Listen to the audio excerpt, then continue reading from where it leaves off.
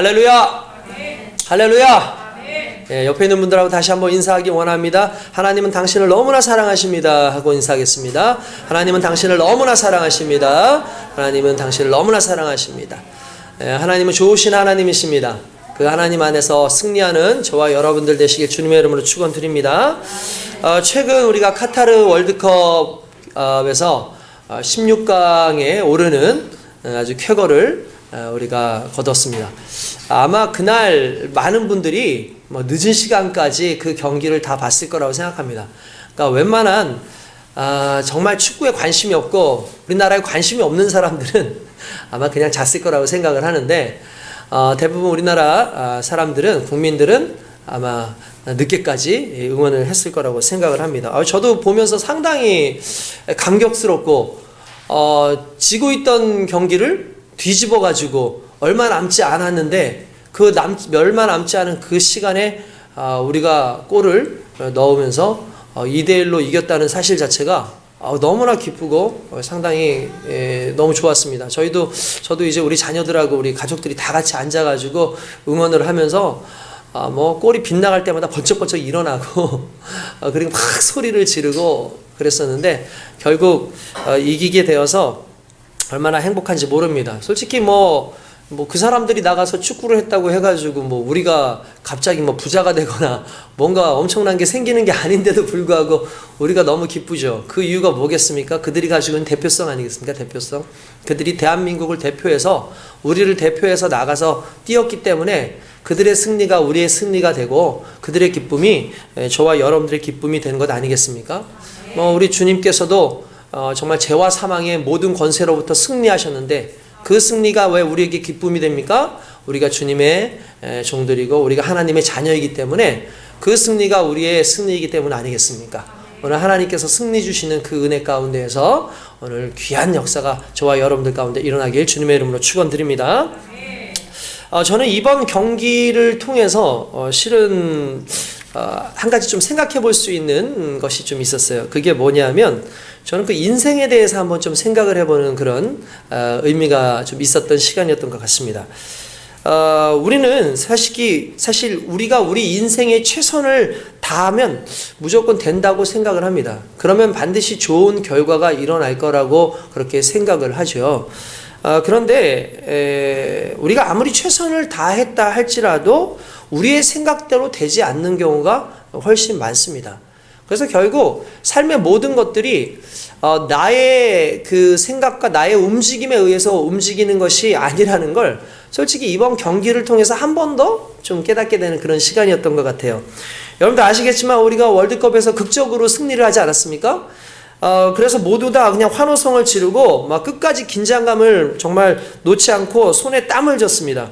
근데 정작 우리 경기보다 더 손에 땀을 쥐게 했던 경기가 하나 있었어요. 그게 뭐냐면 가나하고 우루과이가 경기를 치르는 거였습니다.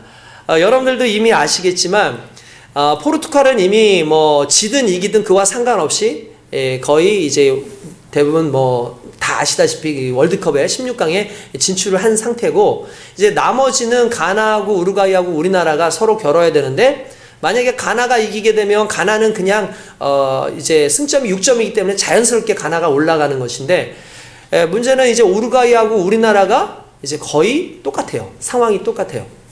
그래서 우리는 솔직히 더 힘들었죠. 왜냐하면 포르투갈을 이겨야 되는데 이 포르투갈을 이긴다는 건 솔직히 쉬운 게 아니에요. 세계적인 수준에 있는 포르투갈을 이긴다는 건 힘들고 도박사들도 거의 우리가 이길 확률이 9%도 안 된다라고 얘기를 할 정도였으니까 많은 사람들이 90% 이상이 다 포르투갈이 이길 것이다 라고 얘기를 했습니다. 그래서 솔직히 우리가 이길 거라는 걸 많은 사람들이 장담 못하고 우리만 기대를 가지고 이길 거라고 그렇게 생각을 했지만 보는 사람들도 첫 골 먹고 난 다음부터는 힘들겠다 라고 그렇게 생각을 많이 했었어요. 근데 우리도 우리지만 또 우루과이가 가나를 만났는데 우루과이가 충분히 가나를 이길 거라는 생각을 했었어요. 워낙 전력이 좋은 팀이기 때문에. 근데 우리가 어쨌든 경기를 쳐서 2대1로 이겼습니다. 그런데 그 우루과이도 가나를 2대0으로 이기고 있는 거예요. 근데 문제는 이 승점이 똑같아요. 4점이니까. 그런데 거기서 결국 뭐가 중요하냐면 이제 골 득실이라 그래서 골 차이가 얼마나 나느냐가 일단 가장 먼저고, 만약에 골 득실이 같을 경우에는 많이 다득점, 더 많이 골을 넣었던 팀이 이제 올라가게끔 되어 있는 겁니다. 저희가 왜 긴장하느냐면 2대 0으로 우루과이가 진짜 예상대로 이기고는 있는데, 만약에 한 점이라도 더 그 사람들이 가져가게 되면 우린 떨어지는 거예요. 딱 보니까 우루과이 그 경기가 끝나질 않았는데, 우리보다 좀 이렇게 인저리 타임이 좀 길어가지고 한 8분 정도를 줬더라고요. 8분 정도를 줬더라고요. 그러니까 우리가 경기 끝나고 나니까 1분밖에 지나지 않았고 7분이고, 축구는 아시겠지만 7분에 3골도 들어갑니다. 그러니까 어떻게 될지 모르는 상황이에요. 그러니까 이 사람들이 다 기뻐하지 못하는 거예요. 이기긴 이겼는데 기뻐하지 못하는 거예요. 그러니까 사람들이 다들 초조해하고 있고 둘러있고, 저희도 우리 아이들하고 같이 해서 막, 야 지금 가나전 어떻게 됐어, 빨리 틀어봐 그러면서 그거를 막 보고 있는 거예요. 막 정말 손에 땀이 나고, 막 우루과이가 파상 공격을 막 해서 막 골대를 막 공격을 하는데, 골키퍼가 너무 잘 막아주고 심판이 또 우리 편이더라고요. 게다가 상황들이 보니까 저쪽도 실수를 막 하기 시작을 하는 거예요. 오히려 가나가 한 골 이럴 때 넣어줬으면 좋겠다라고 말을 하지만, 그러나 우루과이가 너무 공세를 잘하고 있는 중에 맨 마지막 7분이 돼서 심판이 삑삑삑 부르는데, 그 순간에 우리가 그냥 환호성을 지르고 막 난리가 났었습니다. 얼마나 기쁘고 얼마나 행복한지 모르겠더라고요. 정말 우리랑 가나랑 경기를 할 때는 가나가 그렇게 미웠는데, 그날따라 왜 이렇게 가나가 이쁜지, 우리 어떤 그 코치는 앞으로 가나 초콜릿만 먹겠다. 자기는 앞으로 가나 초콜릿만 먹겠다. 그렇게 얘기를 하고, 그날 또 호날두가 많이 도와줬잖아요, 우리를. 그래서 그 어떤 그 영상 보니까 호날두에게 대한민국 명예 그 주민등록증을 발부를 했더라고요. 그래서 이름 호날두 이렇게 해가지고 발부를 했더라고요. 심지어 어떤 짤에 이렇게 보니까 호날두가 이제 됐지? 이러면서 얘기를 하는 게, 예전에 그 노쇼 사건으로 인해서 호날두가 우리 대한민국 사람들한테 상당히 미움을 지금 받고 있는 상황인데, 갑자기 호날두가 상당히 이쁜 존재로 이렇게 바뀌는 그런 월드컵이었습니다.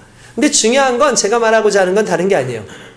결국 우리가 아무리 잘했어도 우루과이가 한 골을 더 넣는다든지 하면 우리는 16강에서 떨어지게 되어 있습니다.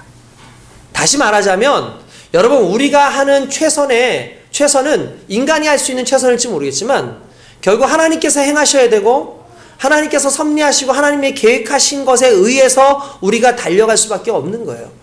여러분, 우리가 최선을 다하는 것도 상당히 중요하지만, 솔직히 우리가 최선을 다하는 것 그 이상으로 우리의 삶 가운데 우리의 주변적인 모든 것들이 하나님께서 협력하여 선을 이루어 주시지 않으면, 우리가 계획한 것은 그냥 계획으로 끝날 수밖에 없다라는 겁니다. 그래서 성공의 기준이 그런 것 아니겠습니까? 코로나 이전에 식당이 너무 잘 돼서 어떤 분이 빚을 내가지고 진짜 식당을 크게 넓히고 직원도 더 쓰고 음식도 다른 데에 재료들을 좋은 데다가 계약을 다 해서 미리 돈도 다 지불을 했는데, 코로나가 터지고 나니까 사람들이 오지 않으니까 오히려 벌려놓은 것들 많고 빚도 많으니까 결국 문을 닫게 되는 일들이 너무나 많이 있었어요. 여러분, 이게 사람이 앞을 내다볼 수 없는 거죠. 내가 아무리 준비를 많이 해놓고 할지라도 결국 이루시는 분은 하나님이시기 때문에 우리는 하나님 앞에서 늘 겸손해야 될 줄로 믿습니다. 우리가 교만하지 말아야 하는 것은, 우리의 성공 기준이 우리라고 착각하면 반드시 넘어지고 쓰러질 날이 오게 되어 있기 때문에 그런 거예요. 그러나 우리의 기준이 아니라 성공의 기준, 승리의 기준이 하나님의 계획과 섭리 안에 있다면, 우리는 하나님의 섭리를 바라고 하나님께 기도하며 겸손하게 나아가는 은혜가 있게 될 줄로 믿습니다. 여러분, 우리는 그렇게 하나님의 은혜와 하나님의 영광을 구하는 거룩한 인생이 돼야 됩니다. 그러면 이제 우리는 또 그런 생각하죠. 그럼 우리 아무것도 안 하고 그냥 하나님의 섭리만 기다리고 있으면 되냐? 하나님의 때만 기다리고 있으면 되냐? 아닙니다. 우리는 하나님의 약속 안에서 우리의 일을 행해야 돼요. 그러니까 지금 말씀드리는 건, 우리는 우리의 계획을 하는데 항상 얘기하지만 하나님이 들어가 있지 않는 계획을 짜요. 하나님이 없는 계획들을 짜면 중요한 항상 실패할 수밖에 없는데, 하나님께서 약속하시고 하나님께서 이루시겠다고 우리에게 그렇게 분명하게 말씀하신 그 은혜의 말씀 안에서 갖게 되는 계획과 열심은 때가 지나면 반드시 하나님의 영광이 나타나게 되어 있는 줄로 믿습니다. 그렇게 얘기하면 사람들이 또 막연하다 그러죠. 그러면 하나님의 일을 어떻게 해야지 되는 거냐? 하나님의 일이 뭐냐? 하나님의 약속은 뭐냐라고 하지만 실은 성경에는 정확하게 나와 있어요. 여러분 성경을 잘 읽지 않아서 그렇지 성경에는 분명히 나와 있어서 주께서 기뻐하시는 것이 무엇인지 분간하라고 그렇게 말씀을 하셨고 무엇을 하라 무엇을 하지 말라에 대해서 끊임없이 말씀하시고 그것은 하나의 원리로 주셨어요. 그래서 우리 삶 가운데 하나님을 기쁘시게 하는 것이 무엇일까를 생각하면 하나님께서 기뻐하시는 그 복음의 사역, 또 하나님께서 기뻐하시는 사랑의 사역, 내가 많은 것을 누리는 것보다 하나님께서 원하시는 것을 베푸는 사역, 이런 모든 것들은 이미 성경에 나와 있어요.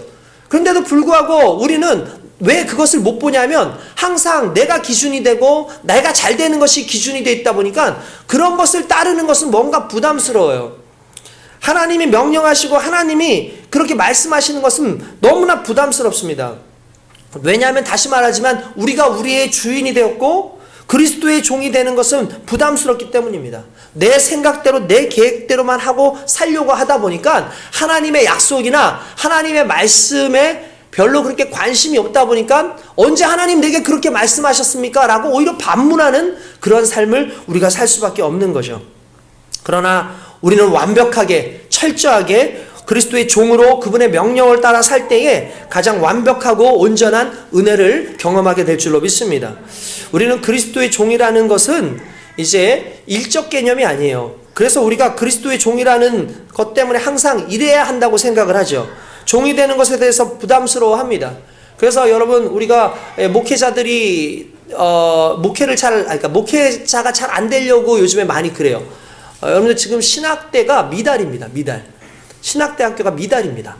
신학대학원도 미달이고 신학대도 상당히 미달이에요. 그래서 대학을 이제 옛날에만 해도 신학대학교 그러면은 사람들이 많이 가려고 그렇게 했는데 지금은 미달이 왔다는 거예요. 그러니까 누구도 그리스도의 종이 되겠다고 생각을 하지 않아요. 물론 목사님만 종은 아니죠. 여러분들도 그리스도의 종 아닙니까? 근데 여러분들한테 여러분 그리스도의 종으로 사십시오 라고 하면 부담스러워요. 뭔가 일해야 될 것 같고 뭔가 애써야 될 것처럼 그렇게 생각합니다. 그런데 여러분 착각하면 안 됩니다. 그리스도의 종이라는 단어는 일적 개념이 아니라 그리스도의 종이라는 말은 소유적 개념이에요.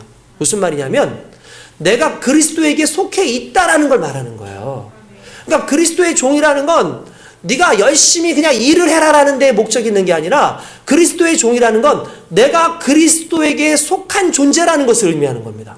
할렐루야. 이게 너무나 귀한 거예요. 하나님께서 우리를 일시키기 위해서 부르는 것이 아니라 하나님이 우리를 종으로 삼으신 것은 우리가 그리스도 안에 소속되어 있다는 거죠.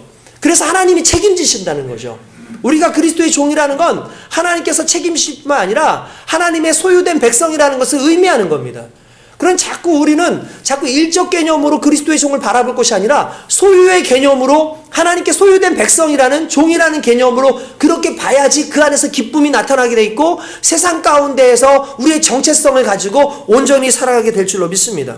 할렐루야. 그리스도의 종이라는 말 속에는 그리스도의 것이라는 신분 변화의 중요한 요소가 들어있는 거죠.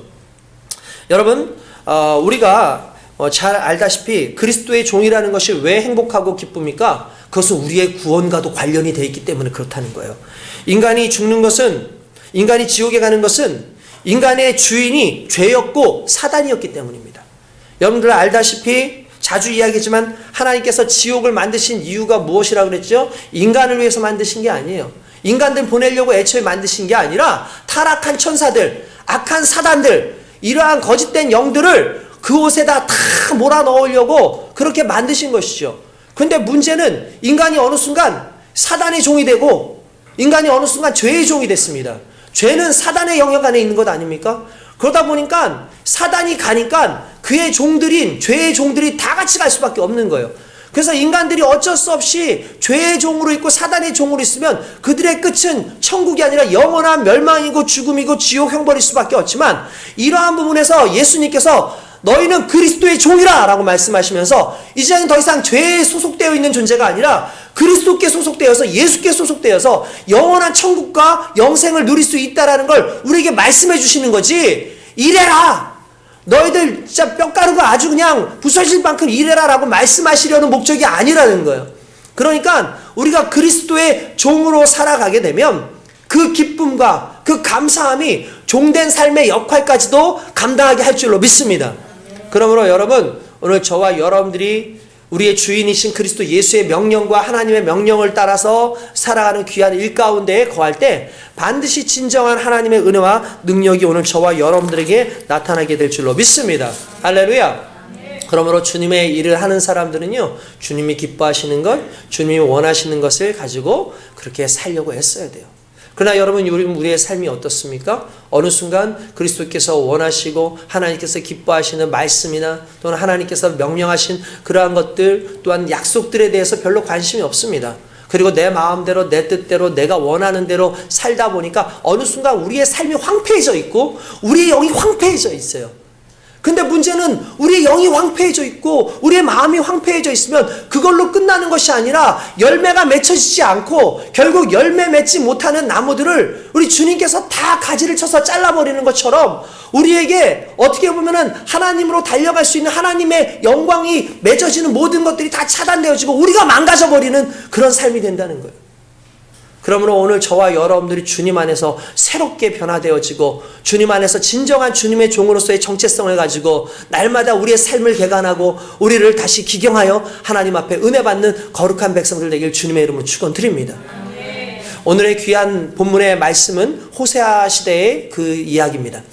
호세아 당시만 해도 어떤 시기였냐면 약 BC 따지면 BC 755년 723년경에 이 호세아 선지자가 이때 활동을 이제 하게 됩니다. 호세아는 끊임없이 이스라엘 백성들이 저 아수르에 의해서 멸망할 것이라고 끊임없이 이야기를 합니다. 이 당시에 이 이스라엘은 과연 어떤 위치에 있었을까요? 이스라엘은 북이스라엘로서 그들은 당시의 왕이 여로보암 2세입니다. 여로보암 2세 때에는요, 여러분, 아수르에게 멸망을 당한다 하지만 실은 가장 잘 살던 시기 중에 하나였어요.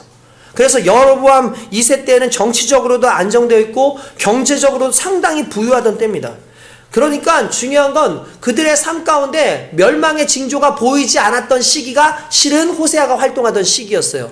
그렇지만 그들을 멸망하게 한 것이 단순히 그들의 경제적인 문제나 또는 그들이 어떠한 군사적인 문제에 의해서가 아니라는 것을 우리가 알 수 있는 것은 결국 그들이 오히려 많은 것을 가지고 있고 자기네들이 오히려 잘 되고 있는 그 부분에서 점점 교만해지기 시작을 합니다. 그래서 사람들이 하나님의 은혜를 잊어버렸어요. 물질 만능주의에 빠져서 오직 제사를 쌓는 일에만 힘을 썼고 부정부패가 만연하기 시작하고 공의가 없고 이방에서 섬기던 그 바알과 금송아지를 가져다가 섬기는 그러한 변질되어진 삶을 살고 있었습니다. 하나님께서는 결국 그들의 인생에 있어서 가장 큰 문제가 그들이 경제적으로 잘 살고 있고 경제적으로 없고 군사적으로 있고 없고의 문제가 아니라 결국 그들이 하나님의 백성으로서 살지 못하고 변질되어진 삶을 살고 있다는 것이 그들에게 멸망의 요소라는 것을 성경에서 이야기하고 호세아를 통해서 계속해서 말씀을 하고 계시는 겁니다. 여러분, 정말 이것이 너무나 안타까운 일이죠. 얼마나 변질이 됐는지 호세아서 우리 10장 그 말씀의 내용을 보면은 이스라엘 백성들이 벳 아웬에서 금송아지를 섬긴다라는 말이 나옵니다. 여러분, 금송아지를 섬기는 것은 여러분들 아시겠지만 오랫동안 이방 민족들이 이 금송아지들을 섬겨왔죠. 엄청난 우상이에요. 바알을 섬기는 것처럼 엄청난 우상들입니다.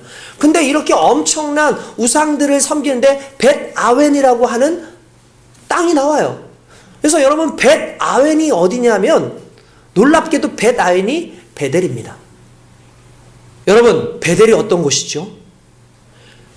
베델이 이름 자체가 하나님의 집이란 뜻이에요. 예전에도 여러분들한테 설교하면서 제가 이 베델에 대해서 얼마나 많은 이야기를 했었습니까? 그래서 이 베델이라는 것은 야곱이 최초로 하나님을 만났던 것이고 아브라함이 제사를 지냈던 곳이고 그곳에서 하나님의 영광을 누리고 예배의 장소로서 오직 하나님만 경건하게 섬기는 장소가 베델이었어요. 근데 어느 순간 그 베델에 북이스라엘 백성들이 그곳에 금신상을 만들어 놓고 송아지를 만들어 놓고 하나님이 아닌 우상을 섬기는 안타까운 장소가 베델로 변질돼 버린 거예요. 여러분, 이게 의미가 있어요.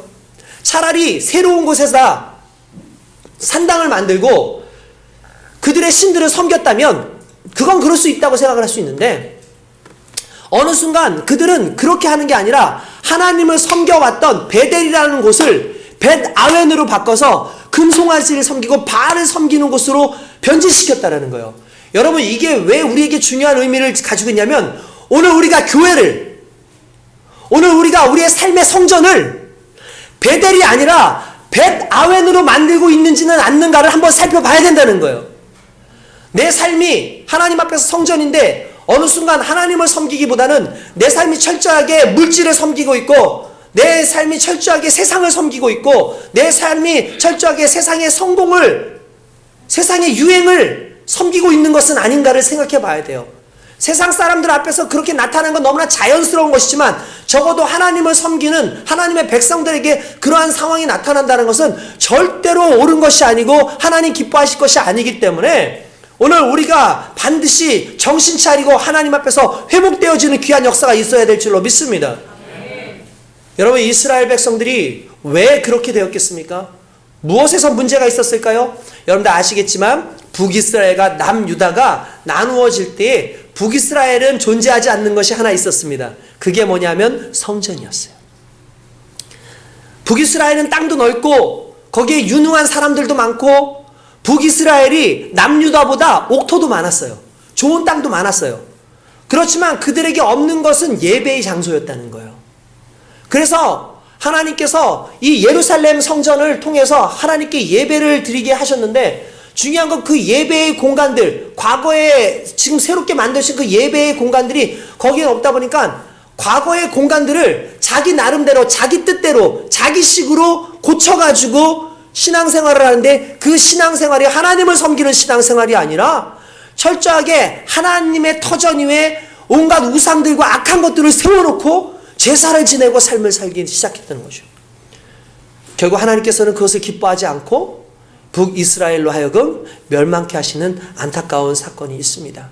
아무리 선지자를 보내서 하나님의 말씀을 던져준다 할지라도 그들이 그 말씀을 듣지 않아요. 그래서 결국 722년에 아수르라고 하는 나라에게 이 북이스라엘이 멸망을 당하고 흔적조차 없이 사라지게 됩니다. 나중에 사마리아에 모여 있었던 사람들은 인종이 섞여버리는 바람에 오히려 그 많은 사람들에게 이 무시를 당하는 그런 지역이 사마리아가 되고, 그 사마리아에 베델이 있었어요.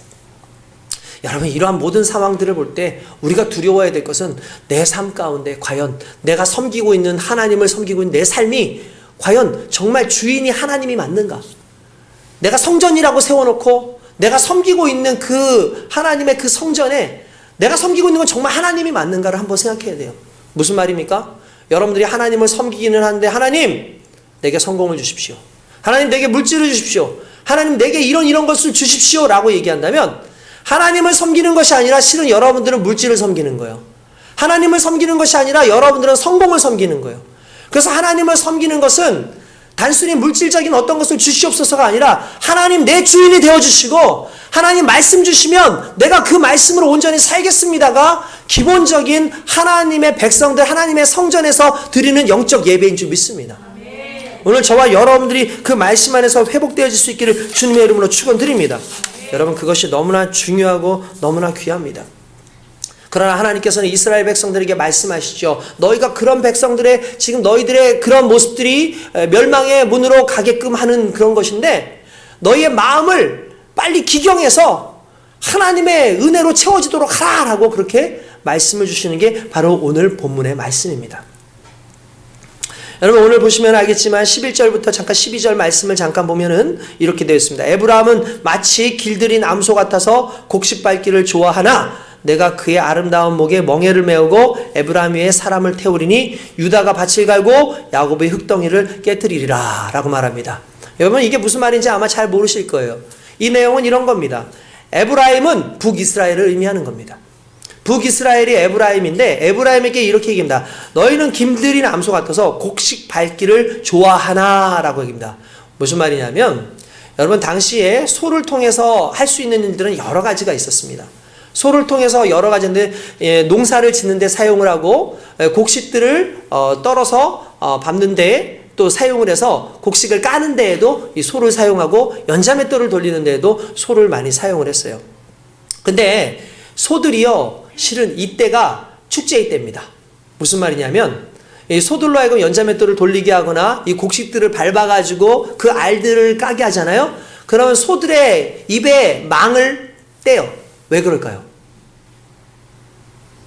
일하다가 먹으라는 거예요. 일하다가 먹으라는 거예요. 그러니까 일하는 소에게 망을 씌우지 말라고 하죠. 그 이유는 뭡니까? 그들이 일한 만큼 그들도 먹어야 될 것 아니냐라는 거예요. 그러니까 소들이 이렇게 곡식을 밟고 그렇게 하는 동안에 많은 여물들을 먹을 수 있는 거예요. 다른 일들보다 쉽잖아요. 근데 에브라임이 이렇게 됐다라는 거예요. 너희가 어느 순간 그냥 잘 길들여진 암소 같아가지고 정말 주의 사역이나 하나님의 일이나 하나님 기뻐하시는 일들 하는 것보다 너희의 배 채우는 데 바빠가지고 지금 이러고 있다 이거예요. 그러니까 하나님께서 이제 너희에게 멍에를 씌우고 너희의 등에다가 사람을 태우겠다는데 이 사람들이 바로 아수르 사람들을 의미하는 겁니다. 그리고 나중에 이스라엘뿐만 아니라 남유다까지도 하나님께서 그들을 징벌하실 텐데 그것에 대해서 말씀하신 것들이 바로 너희가 에브라임 위에 사람을 태우고 유다가 밭을, 유다는 남유다를 의미하고 야곱은 에브라임을 또한 상징하는 거기 때문에 북이스라엘을 상징하는 거예요. 결국 이스라엘 전체가 사람들을 태우고 노동하고 일해야 되는 그러한 어떤 저주 가운데 임하는 상황이 있을 것이다 라는 걸 지금 이야기를 하는 거예요.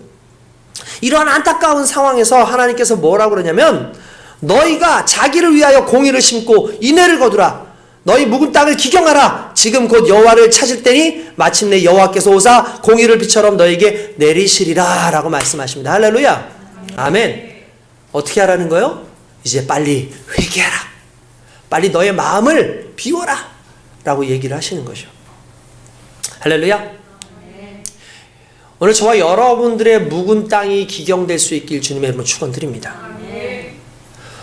여러분 오늘 성경에 보니까 이 12절 말씀에 너희가 자기를 위하여 공의를 심고 인애를 거두라 라는 말이 나옵니다.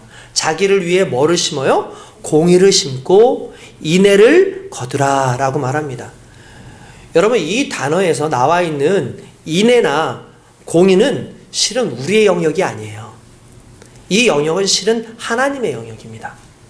그러니까 우리가 공의를 심고 인애를 거두는 인생을 살아야 되는데 하나님의 의를 심고 하나님의 그 사랑으로 우리 삶 가운데 드러나야 되는데 실은 이게 우리가 할 수 있는 게 아닌 거예요. 우리가 하려면 전제 조건이 하나 붙어요. 무슨 말이냐면 우리가 무언가 하려고 그러면 내 상태가 변화가 있어야 된다는 거예요. 여러분 우리가 씨 뿌리는 비유에 대해서 많이 들어보셨을 겁니다. 그래서 어떤 씨를 농부가 뿌리는데 어떤 때에는 길가에 뿌려지기도 하고 어떤 때에는 뭐 돌짝밭에 어떤 때에는 가시밭에 그리고 어떤 때는 옥토에 뿌려진다고 되어 있습니다. 여러분들 다 아시겠지만 길가라든지 나머지 두 가지 밭은요 농사짓기에 그렇게 좋은 땅이 아니었어요. 그러나 맨 마지막에 이 옥토에는 이 씨가 심겨지니까 100배, 60배, 30배의 결실이 있더라라고 얘기가 나오죠. 여러분 이게 너무나 중요한 거예요. 왜 그러냐면 여기서 문제는 씨가 아니라는 거예요. 씨의 문제가 아니라는 거예요. 씨는 정확해요. 콩 심으면 콩 나고 팥 심으면 팥 나게 되어 있습니다. 문제는 밭이라는 거죠. 우리 하나님께서 오늘 우리에게 그렇게 말씀을 하시는 거예요. 여러분 실제로 우리가 왜 무너졌느냐 하면 하나님의 100%의 말씀을 하나님의 말씀을 우리가 심는 데에 애쓰기보다는 하나님의 말씀보다 내 마음을 심는 데에 또는 내 정신을 내가 정말 추구하고자 하는 것을 정말 내 삶 가운데 심기 시작한 거예요. 그러다 보니까 그게 나오는 거죠. 그래서 성령으로 심겨지면 성령의 소욕대로 심어지면 성령의 열매가 나오지만 육신으로 심겨지면 육신의 열매가 멸망의 열매가 나올 수밖에 없다고 말씀하신 것처럼 이건 어떤 씨를 심느냐에 일단 문제가 있겠지만 그 씨를 심는 나는 또 어떤 존재냐도 상당히 중요한 부분이라는 걸 우리가 알 수가 있습니다. 오늘 저와 여러분들이 하나님의 말씀에 일단 귀 기울이길 주님의 이름으로 축원드립니다. 여러분들의 삶에 하나님의 공의가 심겨지기 원합니다. 하나님의 말씀이 심겨지기 원합니다.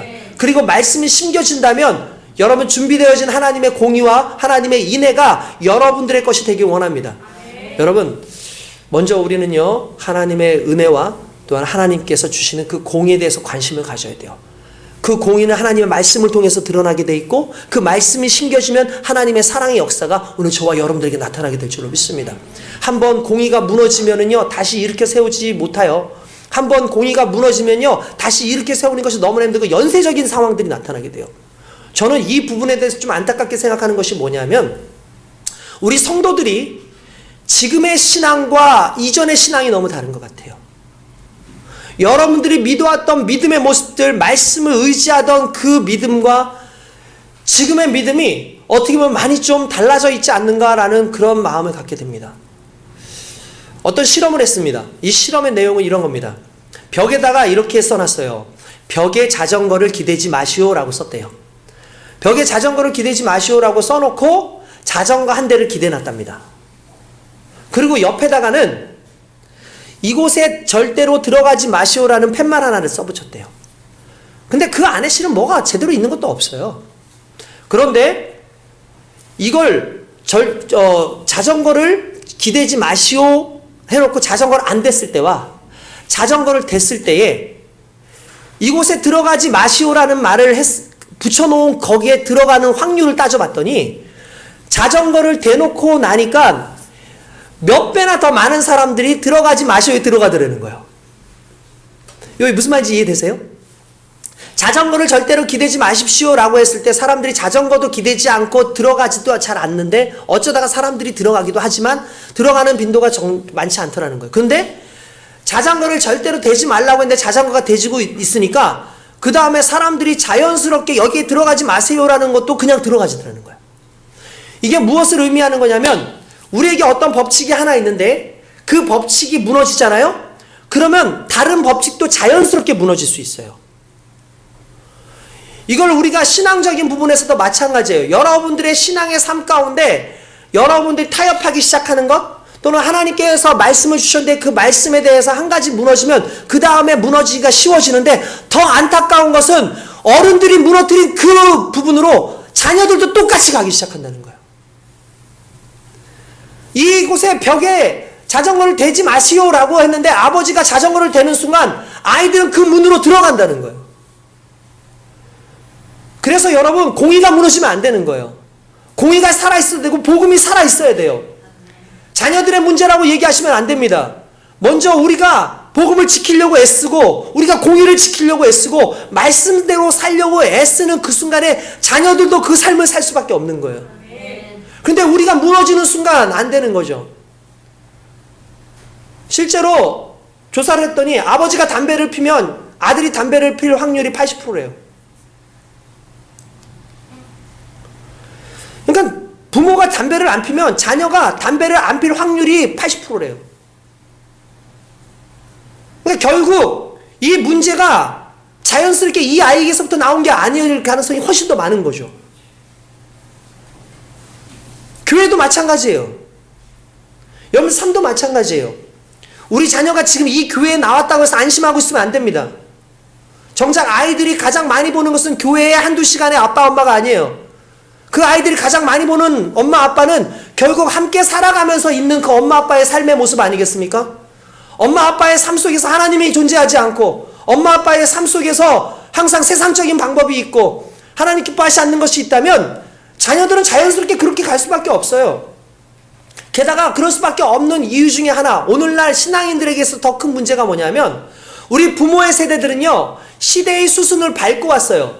근데 솔직히 예수를 믿는 흔히 말하는 우리 아이들, 모태신앙의 아이들이 왜 크게 문제가 생길 수 있느냐면 여러분 우리는 예수를 믿어오는데 과정이 있었어요. 특별히 내가 예수를 안 믿다가 예수를 믿은 사람들은 예수를 안 믿다가 믿어온 과정들이 있어가지고 그 믿음에 대해서 흔들릴 일이 많지가 않아요. 마치 우리가 핸드폰이라는 거 얘기를 자주 해주지만 지금은 핸드폰이 있잖아요. 근데 우리 때는 핸드폰이 없었단 말이에요. 우리 어렸을 때는. 핸드폰이라는 얘기 있을 때 설마 그런 게 나오겠어? 라고 얘기했어요. 어떻게 선이 없이 그걸 가지고 전화를 해? 있을 수도 없는 일이야 라고 생각을 했었거든요 진짜. 근데 시대가 지나니까 삐삐가 나와요. 삐삐가 나오더니 그 다음에 시티폰이라는 게 나와가지고 거는 되는 게 나와요. 그러더니 어느 순간에 일반적인 우리가 잘 알고 있는 그 핸드폰이 나왔어요. 그러더니 핸드폰이 나오더니 이제는 스마트폰이 나와가지고 지금은 사람들이 이것을 쓰고 있죠. 우리는 그 과정을 알아요. 그게 어떤 과정을 통해 가지고 어떻게 있었는지를 알아요. 그리고 그것에 대한 유해성도 알아요. 근데 지금의 자녀들은요 태어나자마자 스마트폰이 있어요. 그러니까 태어나자마자 그것을 누리면서 살았던 아이들이기 때문에 그 이전의 단계에 대한 고민이 없어요. 그 이전의 단계에 걸러내지는 부분이 없는 거예요. 그러면 이걸 누가 보여줘야겠어요? 부모가 보여줘야 되는 거예요. 우리는 예수를 믿어왔던 과정이 있어요. 근데 이 아이들은 태어나 보니까 이미 예수를 믿어요. 근데 믿는 게 아니에요. 뭐예요?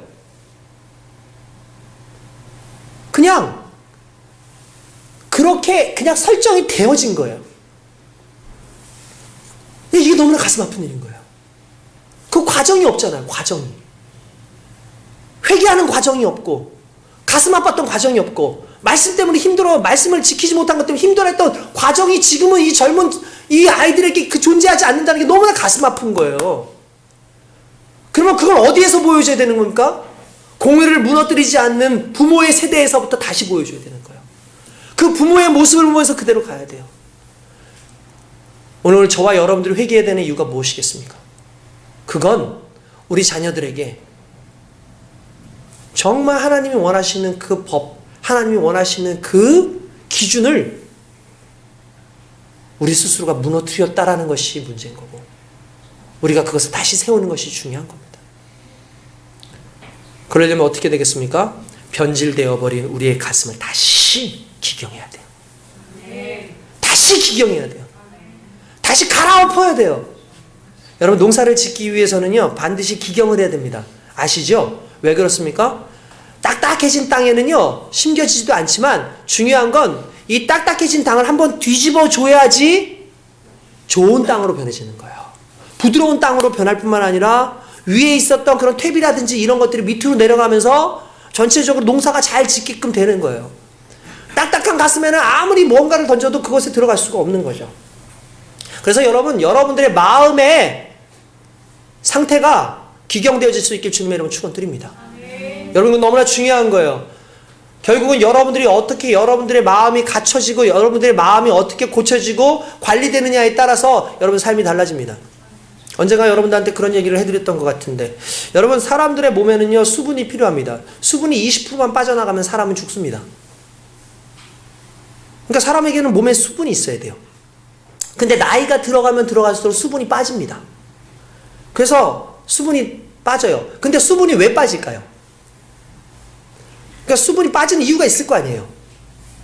왜 빠지냐면 수분의 70%가 근육에 들어있어요. 그러니까 수분의 70%가 근육에 들어있는 거예요. 우리가 나이가 들잖아요. 나이가 들면은 주름이 생기죠.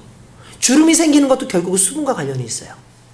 근데 이게 왜 그러냐면 근육이 빠지고 그리고 이 얼굴에 지키고 있는 이런 것들 속에서 수분이 빠져나가는 그 이유가 뭐냐면 근육의 숫자가 그 근육 양도 줄어들지만 근육이 수분을 머금고 있는 능력이 줄어드는 거예요. 그러니까 이제 수분이 점점 빠지는 거죠. 그러니까 운동하는 사람과 운동하지 않는 사람은요 수분이 달라요. 수분이 그래도 일정하게 있어야지 몸에 전해질이라든지 이런 것들이 잘 돌아요. 그리고 산소가 잘 공급이 되고 그렇거든요. 근데 근육이 운동을 안 하면은 근육이 망가지죠. 근육이 점점 잡아낼 수 있는 능력이 점점 사라지거든요. 나이가 들면 더 사라지는 거예요. 그러니까 그것들이 상당히 중요하죠. 그러니까 많은 수분이 필요한 게 아니라 물을 몇 리터를 먹는 게 중요한 게 아니라 조금 먹어도 그것을 온몸이 가지고 있는 능력을 가지고 있어야 돼요. 그러니까 물의 문제가 아니라는 거예요. 이걸 가지고 있어야 돼요. 여러분 기경하지 않잖아요. 비가 아무리 내려도 흘러서 밖으로 나가버려요. 근데 기경을 해줘서 앞에서 그러면 촉촉한 그 땅이 돼야지 물이 그 안에 흡수가 되는 거거든요. 마찬가지인 거죠, 여러분. 저와 여러분들이 그런 삶을 살아야 돼요. 우리가 은혜가 없어서 그런 게 아니에요. 복음은 변하지 않습니다. 하나님의 의와 은혜는 변하지 않습니다. 근데 문제는 뭐냐면 복음이 우리 가운데 끝까지 있지 못해요. 하나님의 은혜가 우리한테 들어오고 싶은데 들어오질 못해요. 결국 우리가 어떻게 돼요? 마음을 기경해야 돼요. 갈아엎어야 돼요. 그래서 촉촉하게 하나님의 은혜의 비를 받을 준비를 해야 됩니다. 성경이 그것을 이야기하고 있지 않습니까? 너희가 묵은 땅을 기경해라. 마침내 여기서 오사 공의를 비처럼 너에게 내시리. 할렐루야. 언제 비를 내리신다고요? 기경되어서 받을 준비가 되어 있을 때 그때 비를 주시겠다고요. 여러분 우리가 이렇게 마음 가운데서 기경이 되어 있고 우리의 삶이 여러분의 딱딱하고 메말라 있는 이 마음이 변해야 돼요. 기경이 돼야 돼요. 그래야지 주님께서 우리에게 더 큰 은혜를 주시고 그것을 가질 수 있는 겁니다. 여러분, 나이의 문제가 아니에요. 실제로 건강의 문제를 나이의 문제라고 자꾸 얘기하시면 안 돼요. 과거에는 그럴 수 있었어요. 왜냐하면 과거에는 그런 개념이 없었으니까. 오늘날 여러분 100세 시대를 살면서 많은 사람들이 정말 100세까지 이 삶을 지금 사는 그런 수준에 와 있지 않습니까? 근데 중요한 건 그거예요.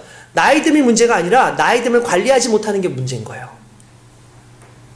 그러니까 수분이 빠져나가지 않도록 건강을 유지하는 근육도 계속해서 만들어야 되고, 얼굴에서도 수분이 빠져나가지 않도록 나름대로 노력을 좀 하잖아요. 그래서 여러분들 그 연예인들이라든지 돈이 많은 사람들은 피부 관리 엄청나게 하지 않습니까? 피부 관리 딴 게 아니에요. 피부에 있는 수분이 밖으로 못 빠져나가게 하는 그 시술이나 또는 그 능력을 만들어내는 거죠. 그러니까 그게 중요한 거예요. 얼마만큼 왔느냐가 중요한 게 아니라 얼마만큼 붙잡을 수 있느냐. 제가 자주 얘기했지만 여러분들의 마음을 기경하는 동시에 마음을 넓히시길 주님의 이름으로 축원드립니다. 하나님 은혜 주십시오. 하나님 응답 주십시오. 기도를 막 해요. 하나님이 은혜 주실 만한 능력이 없으신 분입니까? 하나님이 복을 주실 능력이 없으신 분입니까? 하나님이 충분히 주실 수 있는 분이죠. 그래서 우리에게 은혜의 소낙비를 내려주시는데, 우리의 마음 상태가 요만한 종발이면 아무리 은혜를 많이 주어줘도 남는 건 요만큼이에요. 하나님 안에서 우리의 받을 만한 그릇이 이 정도면 이 그릇을 더 채우지는 않아요. 우리의 그릇이 수영장만한 것이면 비가 엄청 내면 수영장만큼 닿는 것처럼 준비되어진 그릇의 크기만큼 그 복이 우리에게 쌓여지는 거죠. 마찬가지입니다. 하나님께서 기경되어지고 잘 준비되어진 우리의 삶 가운데 하나님의 은혜를 주시는 거예요. 그러려면 우리의 마음을 기경하자고요. 여러분들 왜 복음의 말씀이 안 들려지냐고요? 기경되지 않아서 그런 거예요. 왜 말씀이 삶에서 드러나지 않습니까? 기경되지 않아서 그런 거예요. 여러분들 마음 가운데 섭섭함도 있을 수 있고, 하나님에 대한 억울함도 있을 수 있고, 여러분들 삶 가운데 지쳐있는 마음들도 있을 수 있고, 수많은 문제들이 있을 수 있습니다. 그러나 중요한 건 그냥 그걸 그대로 나가고 있으면 언제든지 여러분들 은혜 받을 생각하지 마세요. 적어도 지금 이 순간에 하나님 앞에서 내가 변화되겠다라는 그 심정을 가지고 나와서 지금 내 마음을 갈아엎고 회개하고 나를 뒤집어 엎는 역사가 일어나면 하나님께서 반드시 공의를 비같이 내리는 귀한 역사가 일어나게 될 줄로 믿습니다. 아멘. 할렐루야. 아멘. 그걸 언제 하라고요?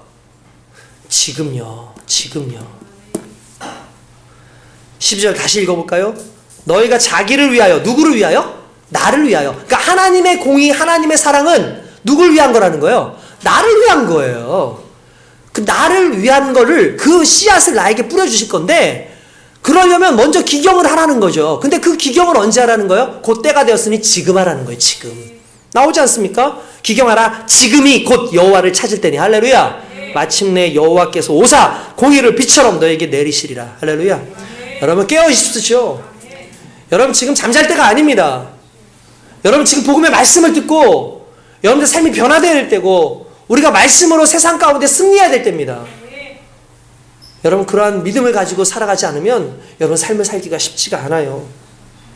왜 하나님 은혜 안 주십니까? 그런 소리 하지 마세요. 항상 은혜를 주십니다. 중요한 건 내 밭이 준비가 되어 있지 않으니까 다 흘러버리는 거죠. 하나님 어떻게 이 문제를 해결하지? 하나님 이 문제 해결할 의지가 있으십니다. 근데 중요한 건 문제를 해결할 만큼의 우리의 삶의 준비가 되어 있지 않는 거죠. 그렇기 때문에 여러분들 말씀 안에서 기경을 하시려면 그 말씀을 100% 받을 준비가 되어 있어야 돼요. 마음이 열려 있어야 돼요. 회개함이 일어나야 돼요. 내 속에 지금 나를 변질시키고 있는 이 딱딱한 땅덩어리는 무엇인가를 생각하고 그것을 성령의 도끼질로, 성령의 곡괭이질로 다 뒤집어 엎어서 쟁기질을 해서 하나님의 은혜가 묻어지게 해야 될 줄로 믿습니다. 여러분 이렇게 됐을 때 어떻게 될까요? 하나님은 은혜를 주십니다. 할렐루야. 공의를 주십니다. 하나님께서 헤세드, 즉 인애를 주십니다. 근데 우리는 이렇게 얘기하면 맞아. 내 문제가 그래서 그렇지. 내가 이렇게 됐으니까 내 삶에 문제가 왔지. 맞아. 내가 이거 빨리 하나님 앞에 해결하면은 이 문제도 사라질 거야 라고 생각하는데 여러분 지금 여러분들 지금 답이 틀렸어요. 착각하지 마세요. 이스라엘 백성들이 회개했을 때 아수르가 사라졌을까요? 아수르가 사라지지 않았어요. 회개를 해도요, 이스라엘은 멸망해요. 회개를 해도요, 남유다는 멸망해요. 근데 뭐가 달라질까요? 문제? 문제가 달라지진 않아요. 근데 답은 와요. 그게 무슨 말이냐?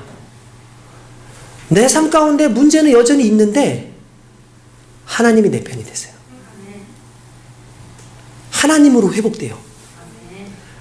하나님의 은혜가 우리의 삶을 지배하기 시작해요. 여러분, 우리는요, 금신상을 섬기고 송아지를 섬기고, 그러니까 하나님께서 이 백성들이 나를 버렸구나 해가지고 진노하셔가지고 문제를 주셨잖아요.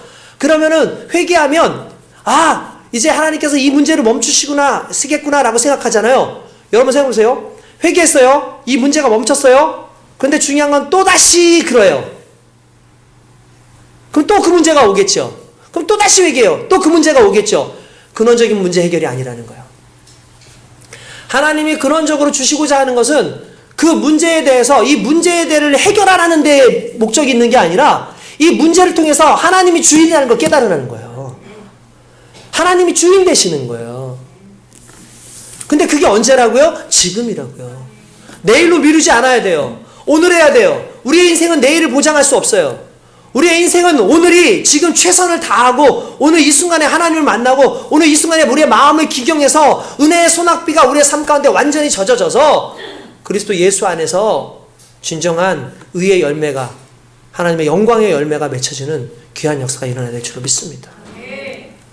우리의 마음을 기경합시다. 여러분, 닫혀있는 마음을 여세요. 왜 이렇게 여러분 우리 완악하게 되셨습니까? 왜 이렇게 우리가 이 삶 가운데 다 쓰러져 있습니까? 지금 연말이 되다 보니까 다들 피곤해요. 보면은 눈에 다들 주름들도 있고 힘드시고요. 저도 피곤하고 여러분들도 피곤하고 다 피곤한 시기인 것 같아요. 지금이 마무리를 해야 될 것도 많으니까. 맞습니다. 그런데 기경은 이때 하는 겁니다. 우리의 마음의 기경은 이때 하는 겁니다. 정말 힘들 그때에, 내가 정말 어려울 그때에, 그때 하나님이 나의 주인이라는 사실을 깨달을 수 있도록 오늘 주님 앞에 나의 삶을 다시 한번 뒤집어 보고, 하나님, 혹시 내가 완악하여서 주의 말씀을 받지 못하는 부분이 있습니까? 나의 생각도 다 뒤집어 버리고, 나의 계획도 다 뒤집어 버리고, 내가 가지고 있는 잘못되어진 습관과 악한 모든 생각도 다 뒤집어 버리고, 기경에서 하나님의 은혜에 비로 말미암아 진정 하나님께서 기뻐하시는 열매, 풍성한 열매 맺는 오늘 저와 여러분 될 수 있기를 주님의 이름으로 축원드립니다. 할렐루야. 하나님의 은혜가 오늘 저와 여러분들에게 넘칠 뿐만 아니라 오늘 우리 예수 흔적교회가 새롭게 마음을 기경함으로 말미암아 이제 부흥의 놀라운 역사가, 부흥은 성도들 많아지는 게 부흥이 아니에요. 하나님의 역사가 일어나는 게 부흥인 거지. 하나님의 역사가 일어나는 귀한 교회가 되면 부흥은 자연스럽게, 성도들은 자연스럽게 우리 교회에 채워질 줄로 믿습니다. 그 은혜 가운데 거하시는 저와 여러분 되시기를 주님의 이름으로 축원드립니다. 기도하겠습니다. 우리